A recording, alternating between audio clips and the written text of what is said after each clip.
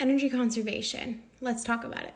I'm sure that many of you have heard of the term pacing, and maybe that was by mention from your doctor, maybe that was from your own internet search when looking how to cope and manage living with a chronic illness. Reading an article online about a broad, generic explanation of what pacing means can not necessarily be helpful, especially for those of us with IH, because how the heck do we then implement that and utilize it to our best abilities to manage and cope?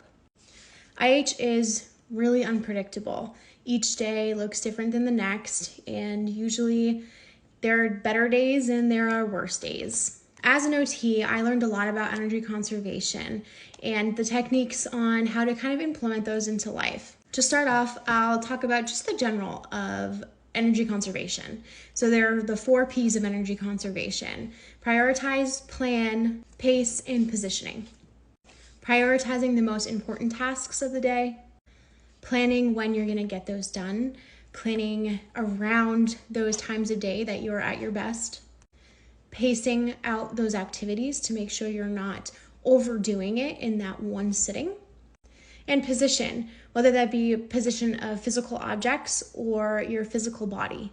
So as you can see, that's not very helpful of an explanation when it comes down to, okay, well, that's great. How do I now apply that to my life living with IH? Stick around, and in my next video, I'll post a more deeper dive into energy conservation techniques living with IH.